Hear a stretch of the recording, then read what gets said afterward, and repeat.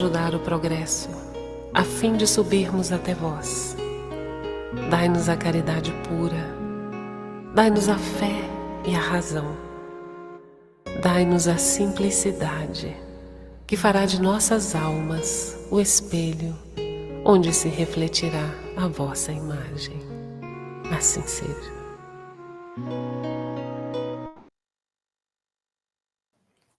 Boa noite a todos, mais uma vez reunidos aqui em nome do Pai para o estudo do Evangelho no Lar.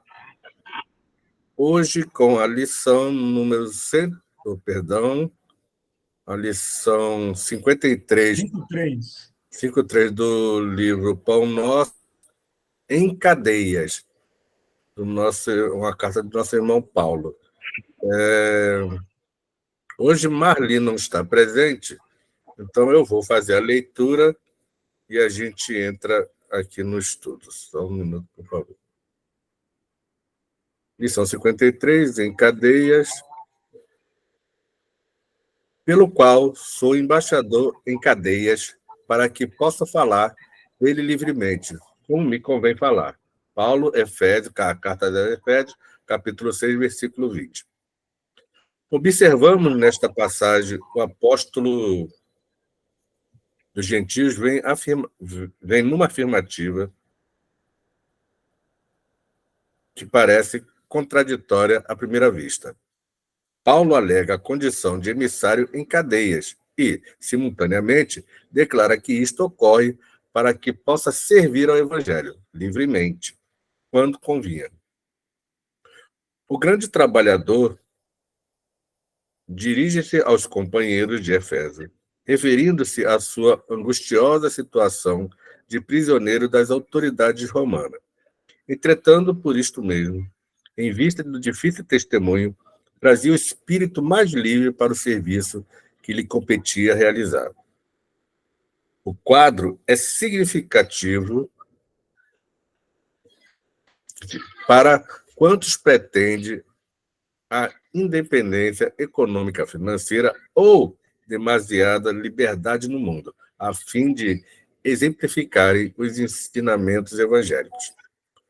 Há muita gente que declara aguardar os dias de abundância material e as facilidades terrestres para atenderem ao idealismo cristão. Isto, contudo, é contrassenso. O serviço de Jesus se destina a todo lugar. Paulo, entre cadeias, se sentia mais livre na pregação da verdade. Naturalmente, nem todos os discípulos estarão atravessando esses montes culminantes do testemunho. Todos, porém, sem distinção, trazem consigo as santas algemas das obrigações diárias no lar, no trabalho comum, na rotina das horas, no centro da sociedade e da família. Ninguém, portanto, tente quebrar as cadeias em que se encontra, na mentirosa suposição de que se candidatará a melhor posto nas oficinas do Cristo. Somente o dever bem cumprido nos confere acesso à legítima liberdade.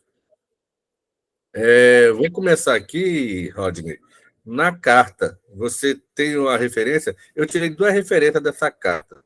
Você tem alguma referência? Não, eu li só o capítulo 6 da carta a Éfeso. Eu vou lembrar aqui... Peraí, gente. Eu estou sem meu óculos aqui, mas eu vou lembrar. Ele tem aqui no...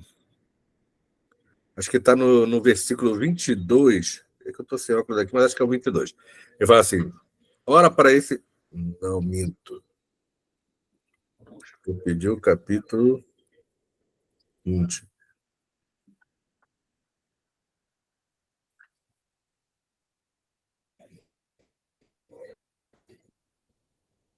O que você quer falar que eu leio aqui? Estou com ele do lado. Pegou? É que ele fala sobre... Primeiro é pai e mãe. Lá no início ele fala sobre pai e mãe. Isso. Isso, que ele fala sobre honrar pai e mãe. Mas ele fala aqui do falar livremente como convém falar, pelo qual sou embaixador em cadeia. Esse é o do 20 que ele vai falar. Do 20. Do 20. Agora, eu peguei aqui...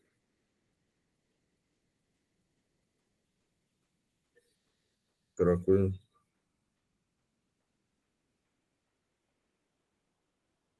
Eu vou pegar ele aqui, ó. Deixa eu pegar o óculos que eu achei interessante nesse.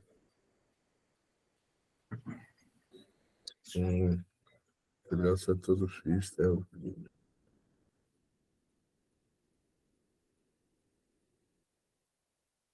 Ah, ele vai.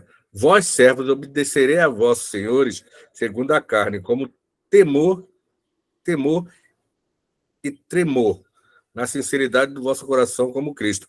Que eu achei assim, a gente tem que ir bem ao cujo da verdade para saber interpretar, que ele fala segundo a carne, com temor, que não é que Deus, eu sempre falo que Deus não quer que a pessoa sofra. Aí, para a gente entender bem, quando ele fala, vós servos, obedecei a vossos senhores segundo a carne, com temor e tremor, na sinceridade do vosso coração, como Cristo. Que ele fala assim, Cristo dizia, o que é de César, dá a César, mas o que é de Deus é de Deus. Foi isso que eu entendi, Rodney?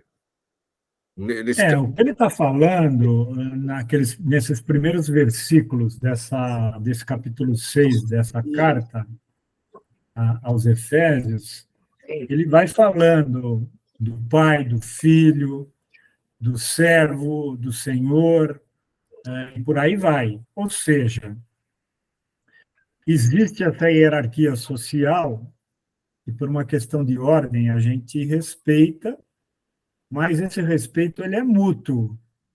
É do servo para o Senhor e é do Senhor para o servo, né?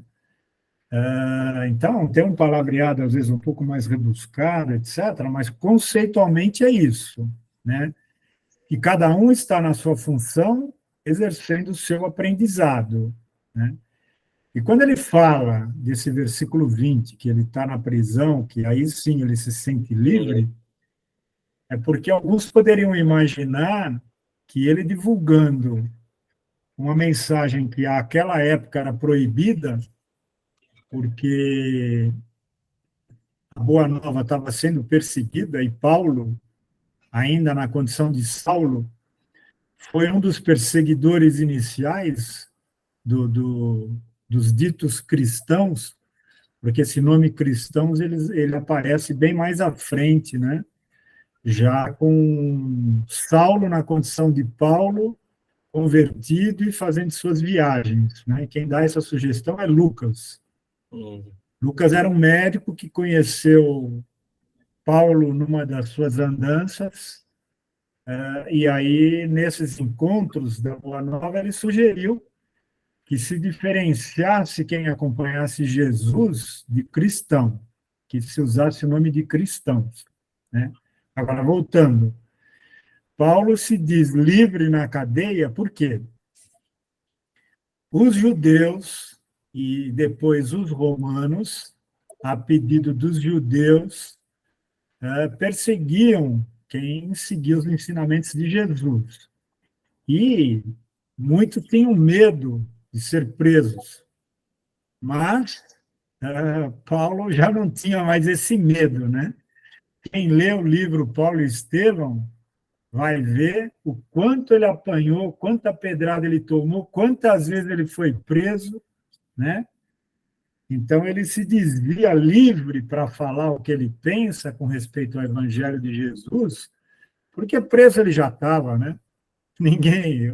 Iam fazer com ele, tentavam, né? Que era incriminá-lo, porque ele sempre estava preso por, vamos dizer assim, por conveniência dos fariseus, mas com interpretações tendenciosas e duvidosas, que ninguém tinha nada contra a palavra dele, né? E ele não se opunha às leis religiosas da época. O próprio Jesus falou, eu não vim mudar a lei, eu vim cumpri-la. Só que ele trouxe a ação do amor, né? E trouxe como se diz, o respeito às leis de Moisés, né? No caso daquela honrar pai e mãe, etc, essas coisas, ele não disse que nada disso é errado, muito, muito fora dessa situação, né? Mas ele preso se sentia livre para divulgar o evangelho, né? Essa é a tônica desse versículo, e Emmanuel abrange o comentário estendendo para outras áreas, né? E Emmanuel, agora a gente entrando nesse comentário, né, nessa reflexão de Emmanuel, realmente, Emmanuel traz a gente, né, para uma realidade de hoje. A gente sempre lembra esse livro de Chico, é de 1950, isso ou 54, né, Roger? O Pão Nosso. Hoje nós estávamos estudando um de 44, esse aqui é 950, 1950. 50, né? Então, traz a gente para essa reflexão, mesmo lá em 1950, mas hoje é muito atual mesmo, e talvez estejamos pior hoje. Porque a gente fala assim, em matéria de espiritualidade, da pessoa estar voltada a se ligar a Deus, apesar desse tanto de, vamos dizer, de casas religiosas que abriu, né, Rodney? Mas a gente está muito distante, o povo, em geral, está muito mais distante do que há um tempo atrás. Eu diria que é difícil tirar uma conclusão real, porque a população do mundo é crescente, o número de casas religiosas é crescente, difícil medir quantas pessoas são religiosas, mas a gente sabe que as pessoas procuram, vamos dizer assim, casas e crenças distintas para tentar se encontrar, né? Então, vai daqui para o catolicismo, para o evangélico, alguns para a parte do Buda, o budismo, enfim. Alguns vêm para o espiritismo, saem, outros chegam e nunca mais saem, né? Outros se identificam e vão ficando. Você sabe que eu nasci em família espírita e a vida inteira ouvi isso, estudei, trabalho, faço, mas isso está bom para mim. A minha companheira, que você conhece, sabe quem está comigo há 51 anos, a visão dela disso tudo é relativa. Quem veio do catolicismo, estudou no espiritismo, vamos dizer assim, ela tem um ponto de entendimento que ela se diz suficiente, faz o bem, não procura prejudicar ninguém, tá? Para ela está de bom tamanho, mas cada um, né? Você sabe que eu e a Miriam somos irmãos, estudamos no Noel, trabalhamos no Noel, te ajudamos aqui, eu com mais presença física aí na Bahia, quando estou por aí, ou mesmo virtual durante essa pandemia. Meus outros dois irmãos também são espíritas e trabalham em outras unidades espíritas distintas. Agora, cada um sabe o que é bom para si, né? E Paulo falava isso, dando a liberdade a cada um seguir o que queria, mas nos dias de hoje, o que a gente observa é a pessoa buscar a religião não para entender a vida, mas para buscar a solução de problemas, né?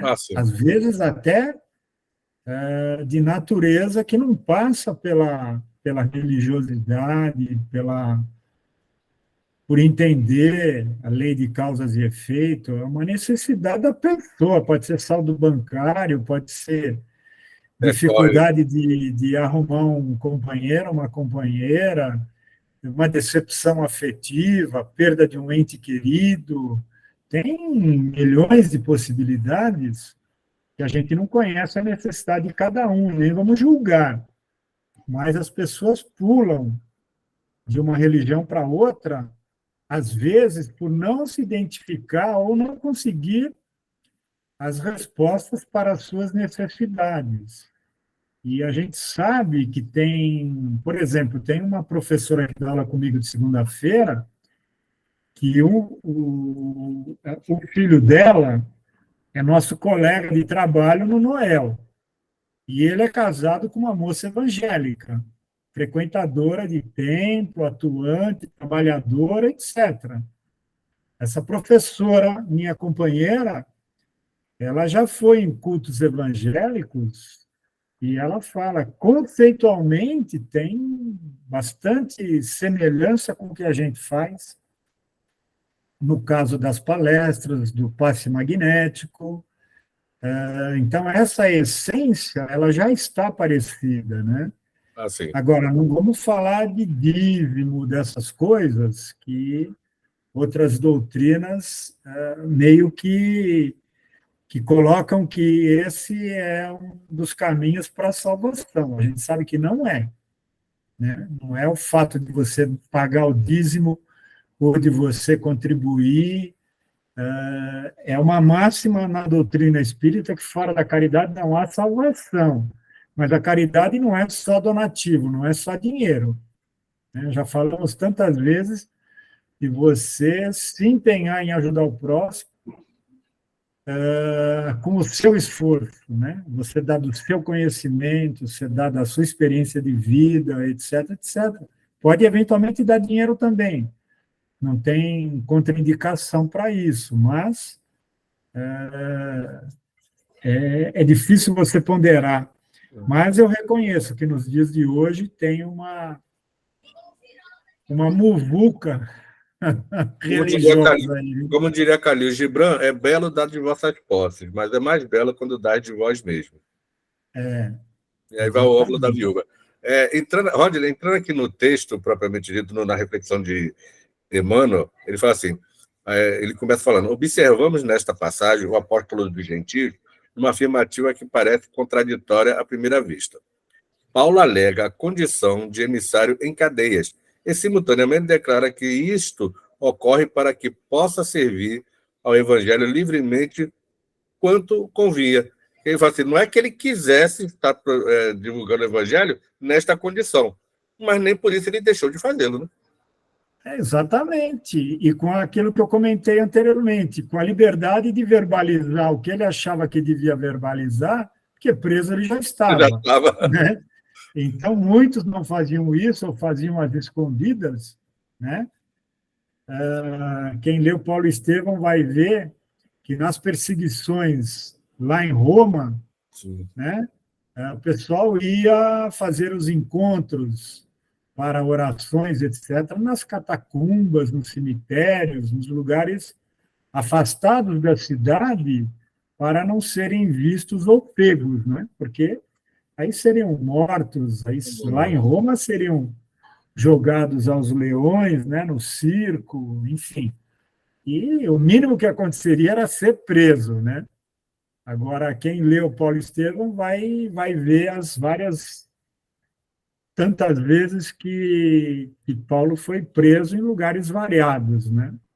Culminando, chegando como prisioneiro do Império, e lá ele apela para César, que o liberta, que diz que ele não é culpado, mas existe uma artimanha por trás disso que não vem ao caso agora.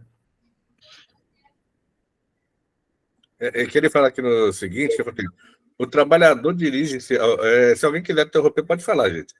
O grande trabalhador dirigia-se aos companheiros de Efésio, referindo-se à angústia situação de prisioneiro das autoridades romanas. Entretanto, por isto mesmo, em vista do difícil testemunho, trazia o espírito mais livre para o serviço que lhe competia realizar, que o Rodney falou aqui para a gente. Aí eu falo assim, o quadro é significativo para quantos pretendem a independência econômica financeira ou demasiada liberdade no mundo a fim de exemplificarem os ensinamentos. Isso, quando ele fala que a gente procura... Basílio hoje até levou isso lá para o Tereré, que nós temos um irmão lá, que quer dizendo que quando ganhar na Mega Sena, ele vai poder fazer o trabalho pelos irmãos. Aí Basílio sempre diz para ele, não espere, comece logo. É muito interessante. Já mandaram um banquinho para ele, esperar sentado, filho? Basílio sempre comenta com ele, realmente, mas a gente sempre brinca com ele, porque ele sempre fala a mesma coisa. Mas a gente, no geral, muitos de nós, a gente leva um pouquinho de tempo para engrenar, e às vezes não engrena. Não é, Rodney? Sim. Outro dia eu comentei numa palestra aqui no Noel uma frase bastante simples, ela está em vários livros de autoajuda, que diz que a felicidade não está no destino, é a própria viagem. A felicidade é a própria viagem, né? Como querem dizer, eu vou ser feliz quando eu comprar um carro novo, cor preta, do modelo último, não sei o quê. Você está sempre projetando, mas a vida está passando e você não está vivendo. Então, a felicidade em si, ela não está no destino, naquilo que você projeta, né? Que vale essas palavras que você estava usando com essa pessoa aí, né? É a vida, a felicidade está no viver. Como você escolhe viver, como você enxerga a vida, quais as dúvidas que você tem, se você vai atrás para solucionar as suas dúvidas com respostas fundamentadas. A gente cai naquilo que já falamos várias vezes da fé raciocinada, né? Você não vai acreditar numa coisa só porque foi dito a você, né? Tem que buscar, estudar e montar o seu próprio juízo sobre o tema em discussão, né? E aí você monta a sua fé, que a gente chama de fé raciocinada, né? Que é sugerido pela doutrina isso, né? É verdade. Ô, Tasliana, eu vou começar por você, porque você aqui no meu vídeo é a primeira, né? Tá entendendo o texto? Você tem alguma coisa para colocar? Tá tendo alguma pergunta para fazer?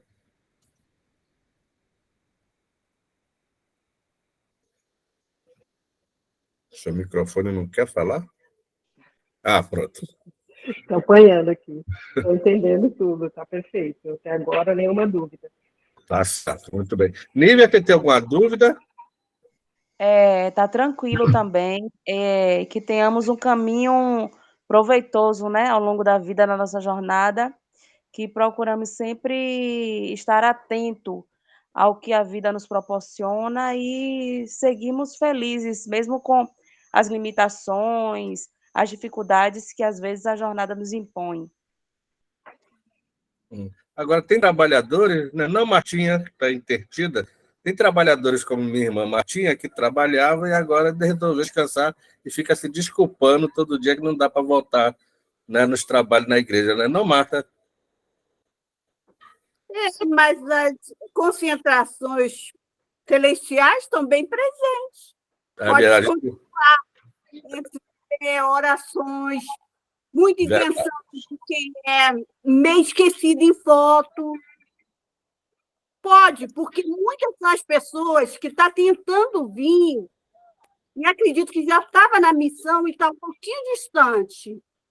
E é bom lembrar que quem está sofrendo está continuando, batendo as águas no mar, passando fome e sentindo frio. Então, é bom continuar, porque eu acredito que um pouquinho que se faça, mesmo que seja de manhã, de tarde, de noite, acrescenta esperança e harmonia. Muito bom. Gostei do pensamento. Muito bom, Tia. Cris, está entendendo? Está dando para acompanhar? Sim, está dando para acompanhar direitinho. Muito bem. Robson? Muito bem, Cacau. Eu queria sugerir aos irmãos aí que não leram Paulo Estevão.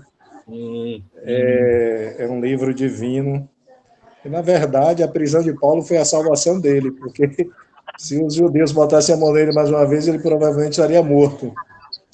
E a viagem dele a Roma é o momento que ele leva a palavra do Cristo ao centro do poder daquele tempo, né? E ele teve toda a liberdade, Rodney pode até me corrigir, mas ele teve toda a liberdade de pregar em Roma. Ele ficou na casa dos cristãos. Ele não foi para uma cadeia, né? Ele teve a liberdade tanto durante a viagem, por incrível que pareça, foi ele quem salvou o navio, porque ele falou numa visão que ninguém se perderia numa tempestade, né? Então, o livro todo é de pregação ao Evangelho. E essa passagem de Paulo até Roma, eu já li Paulo Estevão pelo menos acho que umas 2 vezes, e não tem vez que eu não me emocione com o livro. E é interessante você ler ele e, ao mesmo tempo, você ler os Evangelhos. Aí você vai ver a profundidade do livro, né? Porque o Evangelho tem passagens superficiais, E no livro ele se aprofunda muito mais, entra bem mais em detalhes da importância de Paulo, né, para o cristianismo e para a compreensão da mensagem do Cristo, né? Então eu sugiro a quem não leu, tiver oportunidade, leiam, porque é uma obra maravilhosa. Tá certo. Rosângela, está dando para acompanhar, para entender? Tem alguma pergunta? Sim, tudo em ordem. Cheguei um pouquinho atrasada, mas tudo em ordem. Muito obrigada. Se qualquer coisa, eu levanto a mão. Tá Obrigada. bom. A gente nunca se atrasa, a gente está sempre em dia. Rodney, acho que foi Miriam que fez um comentário, acho que semana passada ou na outra, a respeito de Emmanuel trazer uma sequência nisso, nesse estudo dele, nesses livros que ele faz. E eu comentei um dia desse que às vezes os irmãos nos botam para estudar ou dar uma sequência para a gente que a gente nem nota. Mas hoje eu me fiz, né? De manhã, na quarta-feira, a gente sempre abre com um estudo. A gente está lendo Palavras da Vida Eterna. E o capítulo de hoje, eu abri aqui, que era para poder, eu não me esquecer, foi o 122, do Palavras da Vida Eterna, o capítulo 128, Desculpismo. E nesse capítulo, ele fala que a gente vem sempre, né, dentro das nossas obrigações, justificando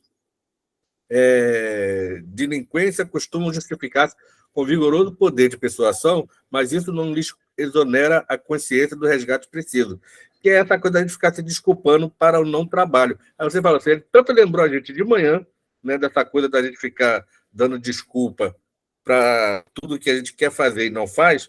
Aí os irmãos nos lembram de manhã, através do Fonte Viva, Palavras da Vida Eterna, mas agora à noite traz um tema muito semelhante, Emmanuel traz semelhante, que a gente tem que estar sendo lembrado, a gente é obrigado a ser lembrado disso, né, Rod? É impressionante. Na nossa aula de segunda-feira, nós temos um trabalho com a seguinte organização. O livro de leitura, que a gente pede para um aluno ler, iniciar o comentário e depois, quem quiser, comenta, é o Vinha de Luz. Né? Aí depois a gente estuda parábolas e depois a gente estuda o Evangelho de João. Alguns capítulos, alguns versículos específicos que está no programa. Isso é o primeiro semestre.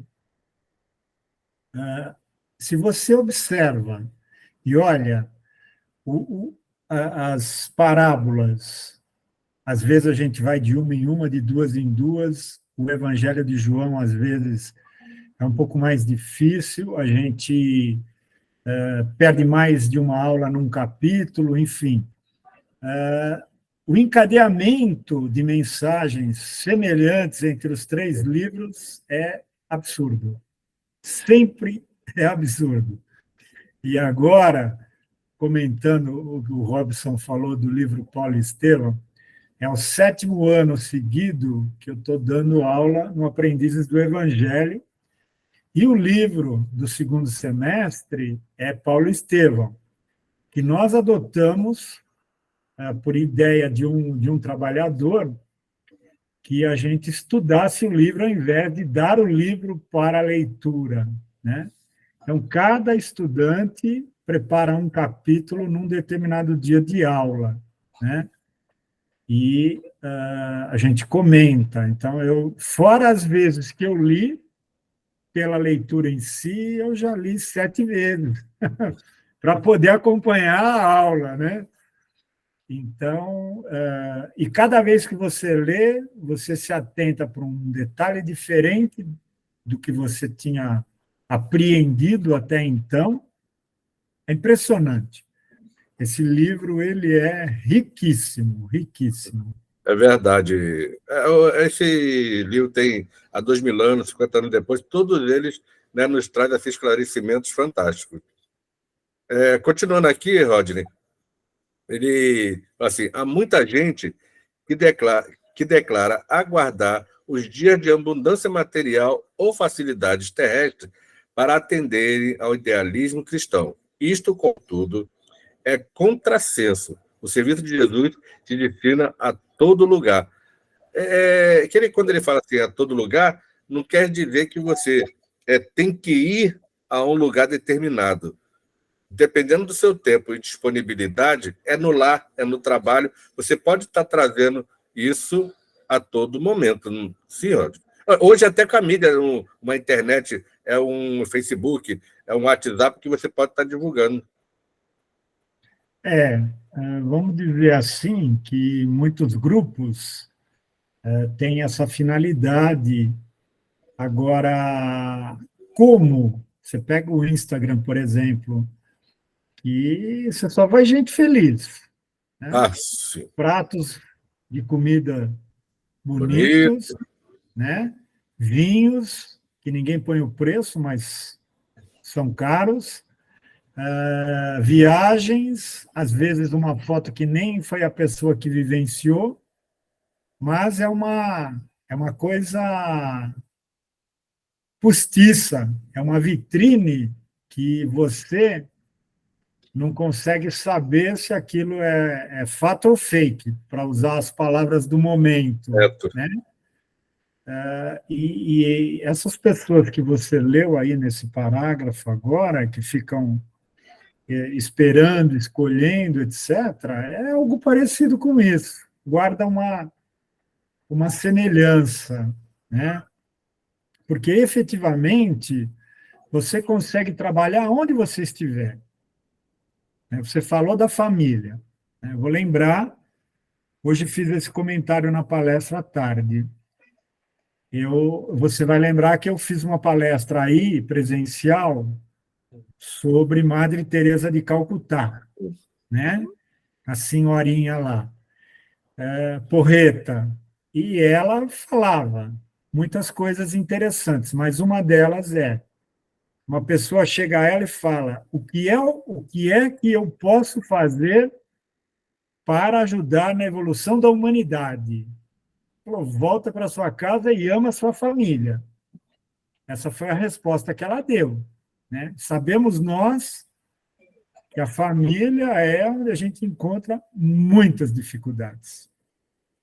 E vou repetir as palavras de um trabalhador do grupo falecido aos 93 anos durante a pandemia. O grupo familiar é composto de espíritos comprometidos entre si, que sempre reencarnarão próximos até se harmonizarem. Então, não deu certo com o marido e mulher, separou, casou com outro. Já tem duas responsabilidades familiares, não só uma, né? Mas, muitas vezes, leva um casamento com pouco crescimento espiritual de ambos, também não tem validade, né? Mas o que acontece é que não deu certo com o marido e mulher, vai voltar numa outra oportunidade que não nos é concedido saber, em outra condição. Pode ser pai e filha, irmãos, primos, enfim. Vai estar próximo. Né? Isso lhe diz algo, Tadliana? Oi?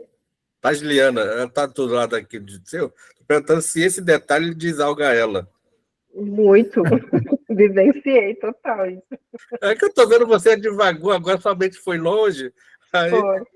Pode continuar, Rodney, desculpa. Rodney, pode não, e aí, vamos dizer que todo relacionamento, eu estava falando da família, né? Você pode ir para a igreja, você pode ir para o trabalho, você pode ir aonde você estiver, você pode dar testemunho do seu entendimento da vida e não precisa verbalizar nada.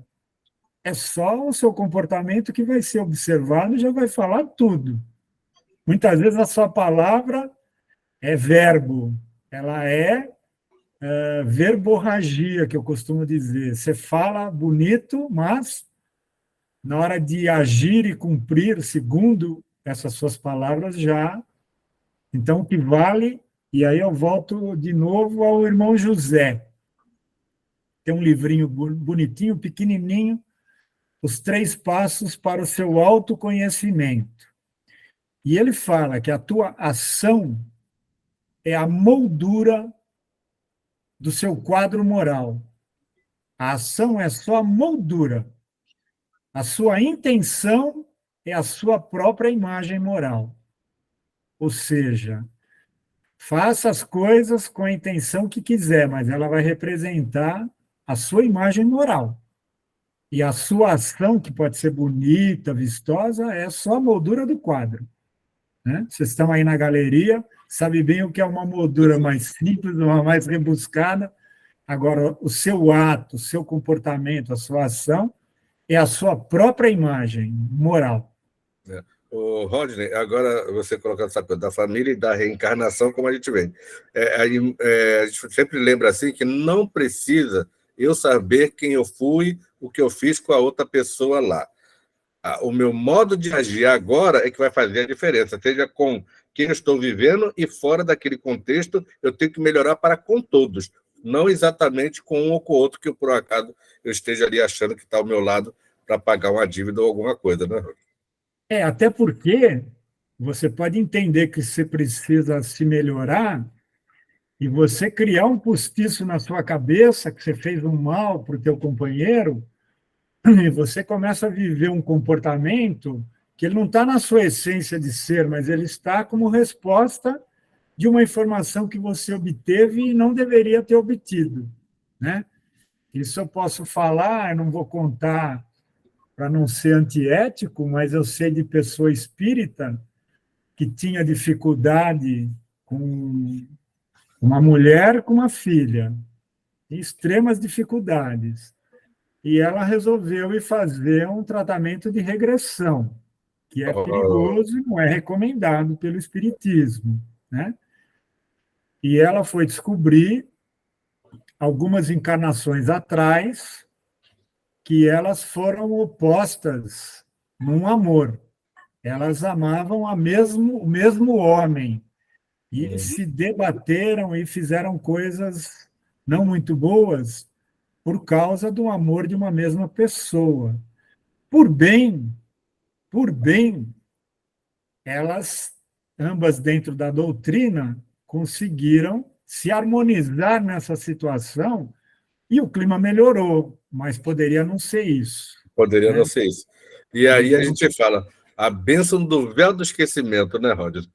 Sim, exatamente. Olha, vamos lembrar, quem lê as obras da doutrina e um pouquinho do que a obra de André Luiz, os vários livros espíritas, do Divaldo, etc., né?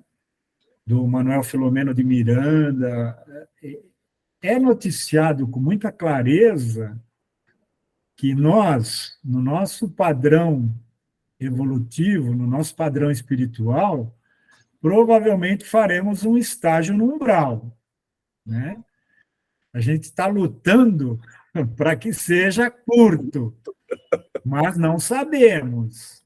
Aí, isso estão nos livros, né? Aí você passa da etapa do umbral, você vai ser acolhido numa comunidade, vai receber o tratamento conveniente. Quando você tiver plena consciência que você desencarnou, que você já está entendendo a situação toda, é que o teu guia vem a você e vai te dar conhecimento de algumas responsabilidades que você assumiu e cumpriu, e outras que você assumiu e não cumpriu. E não tem nenhum juiz apontando o dedo para você que você vai agora ser excomungado, que você vai ajoelhar no milho. O juiz está à sua frente. Olhe no espelho. Olhe no espelho. Você é juiz de você mesmo. Então, na hora que você entende que você assumiu um compromisso e fraquejou, que não conseguiu dar conformidade ao que você mesmo, ou por imposição do grupo que organizou a sua encarnação, ou por opção, se você já tinha esse merecimento, que você escolheu a natureza de prova que você queria viver, e você falhou, você olha no espelho e fala, eu que fiz errado. E o arrependimento é o teu juiz e é o teu impulso para querer voltar e fazer certo na próxima oportunidade, né? Então, é simples de falar, mas é difícil de fazer. Continuando aqui na reflexão de Emmanuel, eu falo assim, há muita gente que declara guardar dia. Eu falo, Paulo, entre cadeias, se sentia mais livre para a preparação da verdade naturalmente. Nem todos os discípulos estarão atravessando esses montes culminantes do testemunho. Todos, porém, sem distinção, aí cabe a todos, trazem consigo as santas algemas das obrigações diárias no lar, no trabalho, na rotina das horas, no centro da sociedade e da família. Ele quer dizer para a gente que essa prisão, que nós, muitas vezes, nos sentimos aprisionados, não achamos tempo, porque tem que tomar conta da família, porque eu tenho que trabalhar, não tenho tempo, porque eu tenho que os compromissos sociais, e aí compromissos sociais é o que a gente mais coloca, né, dentro do nosso roteiro, são os compromissos sociais, e aí eu lembrei de irmão José aqui nosso, que fala dos 5% do seu tempo.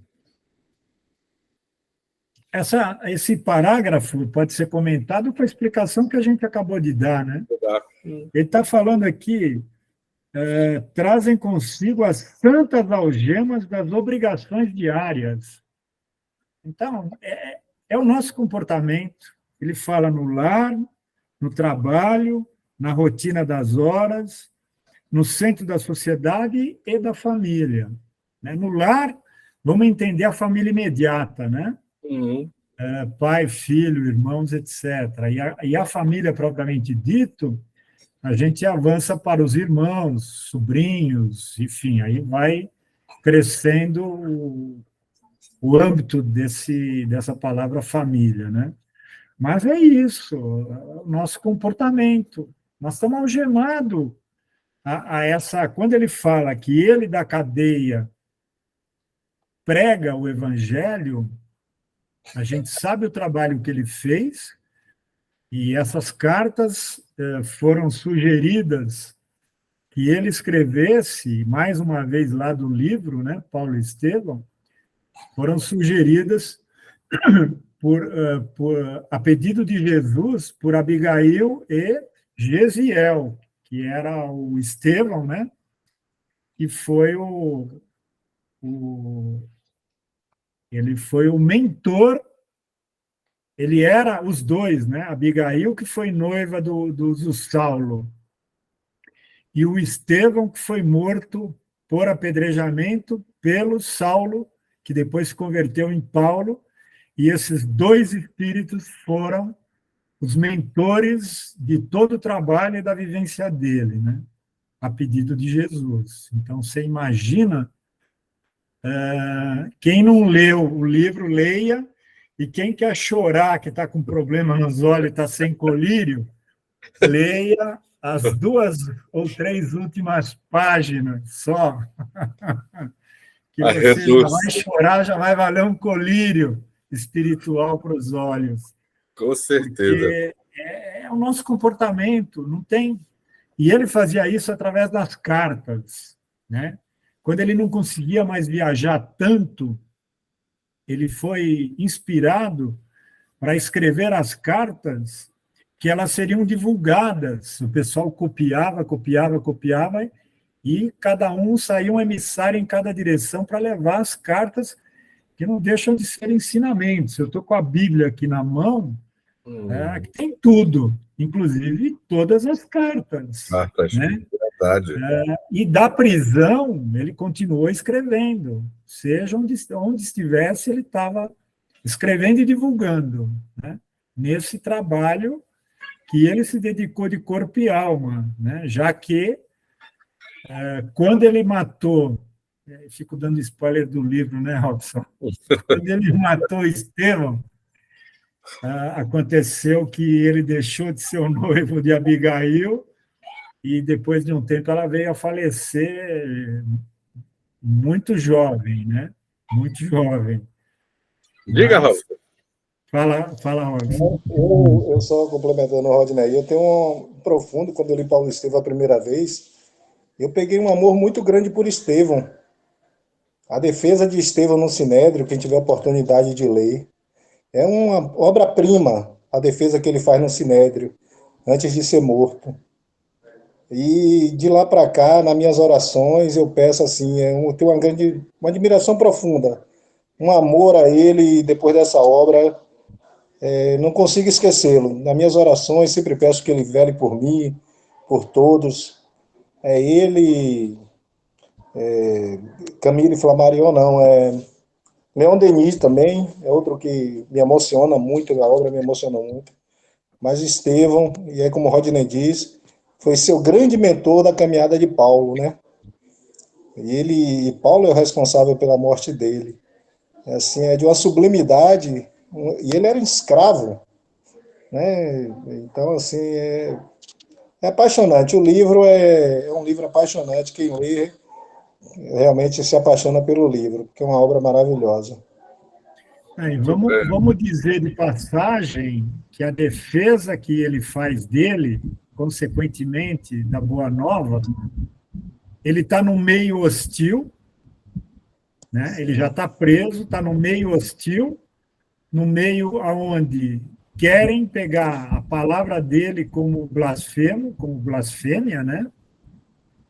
E ele, por blasfêmia por negar Moisés, e ele defende Moisés, os profetas, o Cristo, ele defende todo mundo na palavra da lei que os judeus conheciam, absolutamente sem escorregar e nenhuma curvinha ali, ele fala, e aquele ambiente hostil, lógico, ele com certeza estava inspirado, né, pelo guia dele, para se dirigir, porque a mensagem, você tem razão, ela é fenomenal, mas os judeus não estavam preparados. Bom, se crucificaram Jesus, que iria um espírito de uma hierarquia inferior, né? Mas de nobreza grande hoje, né? Com certeza. Você citou aí, me parece, mais uma reencarnação de Estevão. Você falou ou foi eu que ouvi mal? Você falou alguma coisa sobre a reencarnação, isso que era a reencarnação de Estevão, de alguém, ou eu que confundi mal? Não, eu não comentei isso. Eu não tenho essa informação, né? O que eu sei daquela, acho que o Cacau mandei para você aquele encontro espiritual para falar com Napoleão. Sim. No desdobramento do sono. O mentor de Napoleão era Kardec.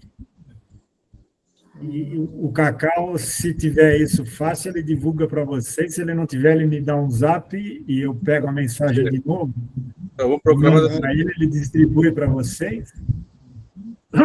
O plano espiritual se encontra numa nobreza de espíritos gigantescas para trazer Napoleão em desdobramento no sono, para inspirá-lo para que ele parasse com as conquistas e se tornasse uma pessoa nobre de muita coisa boa que ele já tinha feito. E depois desse encontro, quando ele acorda, ele segue, onde assim, fazendo tudo o que ele estava fazendo, e começou-se a derrocada dele. E aí Kardec já tem a missão, então deixa de ser o mentor da encarnação dele para encarnar como Kardec, né? Não lembro qual nome ele usava a essa época, mas nessa mensagem de Humberto de Campos é citado o nome de Kardec como o mentor de Napoleão Bonaparte. Isso aconteceu no final dos anos 1799. Para encerrar aqui, Rodney, Kardec, Emmanuel, ele encerra dizendo assim: ninguém, portanto, tente quebrar as cadeias em que se encontra, na mentirosa suposição de que se candidatará a melhor posto nas oficinas do Cristo. Somente o dever bem cumprido nos oferece acesso à legítima liberdade. Ele dá aquela luva de película, né, que a gente chama, para a gente dar aquela acordada aí, né, Roger? Se a gente chamar de prisão, repetindo, o lar, né, que ele fala, o trabalho, a família, a igreja, o convívio social, etc. Se a gente chamar isso de prisão, você não vai se livrar disso, né? É um fato, né? Aqui na nossa lei do Brasil, por bom comportamento, você pode sair no Natal, né? Quanto bandido sai e não volta mais? O Ou indulto. seja, o bom comportamento, vamos dizer assim, ele ludibriou a lei, né? A lei escrita aqui, mas lá em cima ele continua refém dos seus atos. Alguém tem alguma pergunta ou questionamento? Colocação para fazer? Gente, então nós vamos encerrar. Espero poder ter atendido aí as expectativas no estudo. Eu vou pedir para fazer uma vibração, vou pedir para a Rodney fazer o encerramento, a gente fazer uma vibração para a Marli, que ela hoje chegou cansada, como diz ela, físico e espiritualmente, que foi muito exame que ela fez hoje, né? Aí ela está meio debilitada, aí ela pediu para a gente fazer as orações para ela. Rodney, você faz a prece de encerramento? Deixa eu só fazer uma pergunta para a Taliana. Você está na Praia do Forte ou não? Eu estou frequentando na Praia do Forte, mas no momento eu estou em Guarajuba. Ah, tá. Você conhece a dona do restaurante Jerimum, lá em Baçaí? Conheço sim. Sabe o nome dela? Não, Pega o seu nome e tira esse S aí. O nome dela é Taliana. eu nem sabia. Taliana. Mas Mas, conheço, enfim, sim. é só um fato pitoresco aí. Bem Então, parecido. vamos fechando nossos olhos, elevando nosso pensamento a Jesus,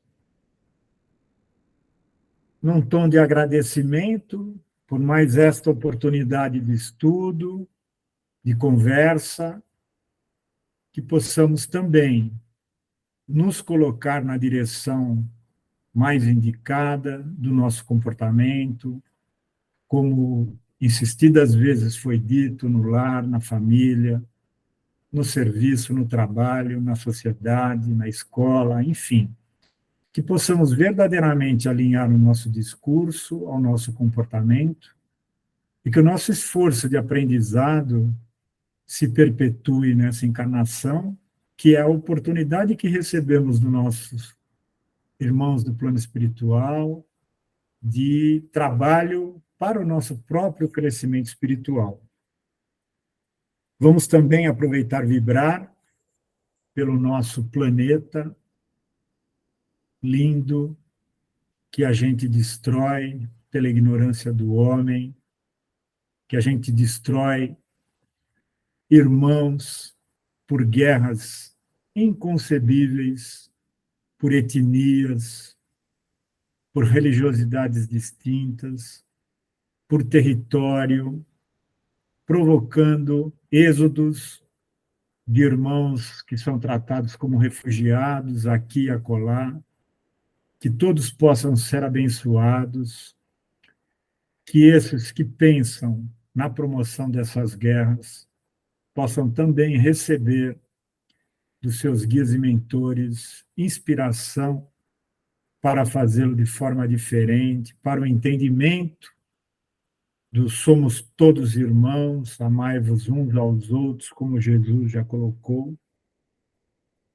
Trazemos essa vibração abrangente ao nosso Brasil querido, de norte a sul, que possamos emanar bênçãos aqui mais ao sul, ainda com muito frio, muitos irmãos necessitados de uma coberta, de um agasalho, para não dizer também de um alimento, que possamos estender dentro do nosso melhor entendimento, a nossa melhor ajuda possível.